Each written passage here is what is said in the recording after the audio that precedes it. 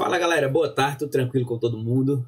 Espero que todo mundo esteja bem para a gente fazer a nossa correção da semana, né? Então, essa semana, nossa atividade foi sobre relações ecológicas, né?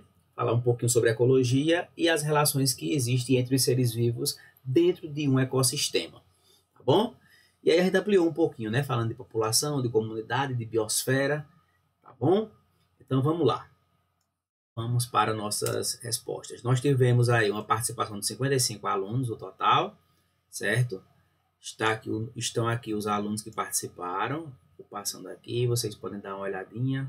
Como vocês estão com o vídeo, vocês podem pausar o vídeo depois para olhar aí seu nome, tá bom? Aí estão todos misturados, não tá no sétimo, todos os sétimos juntos, tá bom? Depois eu mando uma relação para vocês com separados por turma e vou colocar a primeira, segunda e terceira atividade. Os alunos que fizeram as 3 atividades, os que estão devendo, porque aqueles que estão devendo alguma atividade, a gente vai marcar uma atividade de reposição, tá bom? Para não ter prejuízo para ninguém. Então, olha só, a participação por turma, nós vemos aqui que o sétimo ano A, né, 20 alunos fizeram, o sétimo ano B, 14 alunos, o sétimo ano C, 10 alunos, e o sétimo ano D, 11 alunos, tá bom? Então, uma participação ainda tímida, né?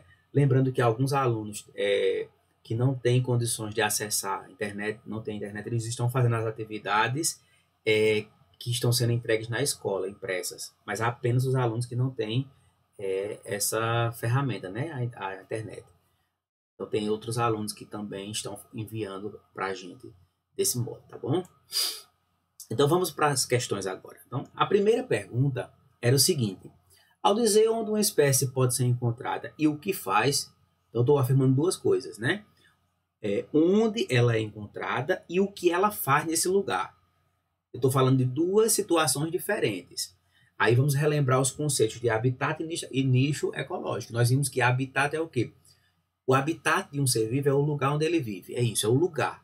A mata, tá bom? A Mata Atlântica, a Amazônica, a Caatinga, o Pantanal, isso é o lugar onde ele vive. Agora, as condições para que ele viva num lugar, se reproduza, nós chamamos isso de nicho ecológico, tá bom?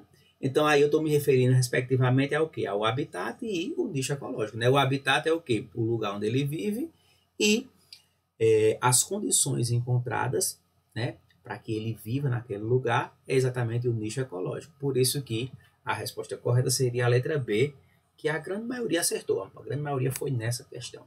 Bom, então dá uma relembrada aí. Eu pedi para vocês escreverem no caderno, né, para na hora da correção saberem o que foi que fez certinho. Bom, então aí vocês já sabem o que foi que acertou. Lembrando que no dia que vocês fizeram a atividade, vocês tinham a opção de ver o que vocês acertaram e o que erraram, né? E já estava lá a pontuação.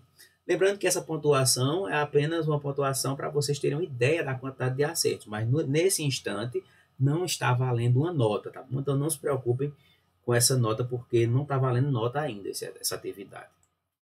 A segunda questão fala o seguinte: ó, uma grande área de vegetação foi devastada e esse fato provocou a emigração de diversas espécies de consumidores primários. Então, o que aconteceu? Houve uma devastação na mata, né? Nas plantas daquela região, e aí os consumidores primários, os seres herbívoros, eles precisaram sair, né? Houve uma emigração, eles saíram para um outro lugar, certo? Para uma comunidade vizinha. A outra comunidade estava em equilíbrio. Por que estava em equilíbrio? Porque a quantidade de seres herbívoros era suficiente para se alimentar das plantas. Consequentemente, os carnívoros se alimentavam dos herbívoros e havia um equilíbrio. O que aconteceu quando vieram mais seres herbívoros? O que aconteceu? Se vieram mais seres herbívoros, o que vai acontecer com a quantidade de plantas, de produtores?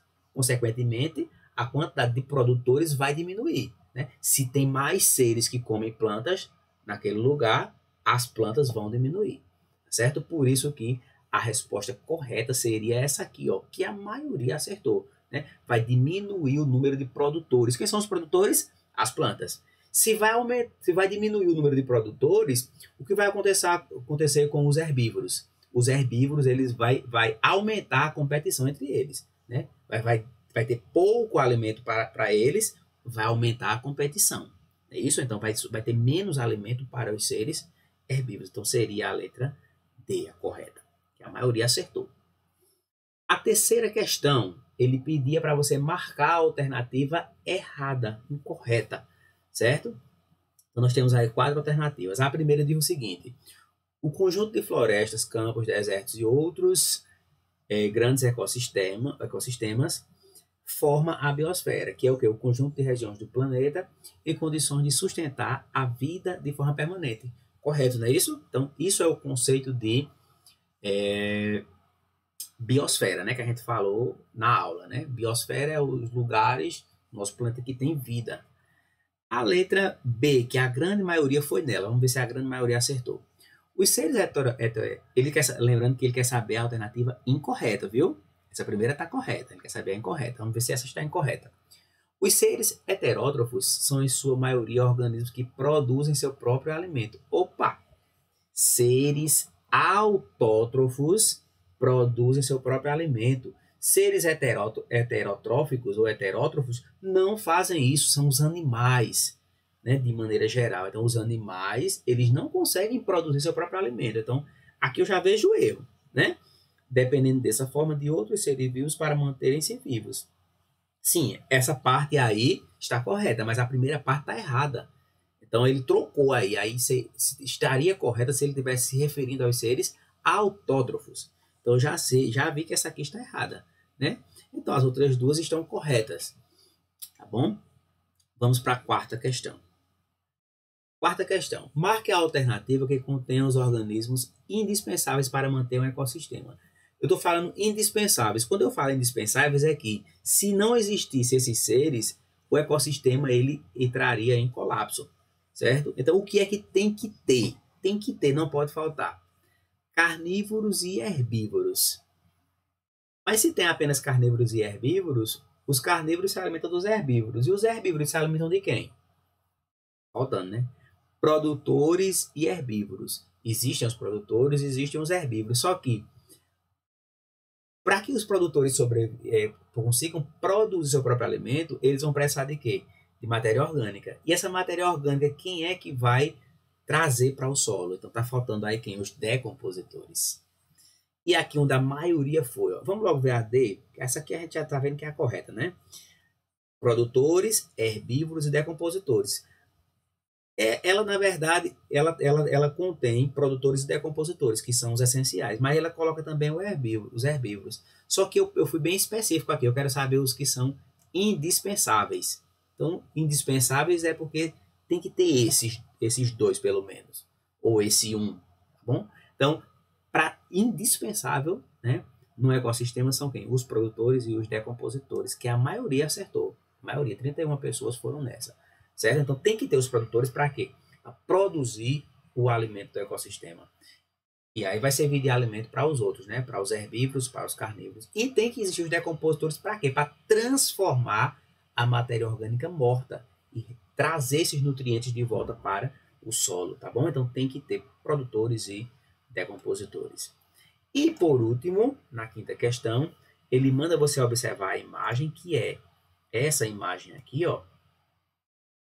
Essa imagem, né, de uma cadeia alimentar, onde eu tenho aqui o milho, que é o produtor, né? A planta produz seu próprio alimento. O rato, que nesse caso aqui em particular é o consumidor primário, porque está se alimentando do produtor. Temos a serpente, que é o consumidor secundário. E temos a coruja, que é o consumidor terciário. Claro que esse animal ou eles podem ocupar posições diferentes, mas nesta cadeia alimentar que eu quero saber. Certo? Nesta cadeia alimentar, vamos lá. O rato é um ser autotrófico? Não, né? Para ser autotrófico, ele tem que produzir seu próprio alimento. O rato não produz, ele se alimenta do milho. Então, não é isso. Você quer saber a alternativa correta, então não é essa. A serpente pode ser um consumidor primário ou secundário? Nesta cadeia alimentar, não. Né? Nesta cadeia alimentar, ela é um consumidor secundário, porque se alimenta do primário. Terceira, todos os seres vivos que aparecem na imagem são consumidores? Não, né? Porque o milho não é um consumidor, é um produtor. E por último, nessa cadeia alimentar, o rato é um consumidor primário, exatamente. Né? O rato está se alimentando do produtor. Então é um consumidor primário. Vamos ver a resposta de vocês lá. Então vamos ver, a grande maioria acertou, ó, certo? Então, 49%, né, 27 pessoas marcou essa alternativa aí e acertou. Tá bom? Então, essa foi a correção. Tá bom? Se ainda existir alguma dúvida, vocês podem perguntar, tá bom? Podem mandar pergunta para mim lá no privado mesmo, tá bom? E eu tiro sua dúvida. Beleza? Valeu, até segunda-feira na nossa próxima aula.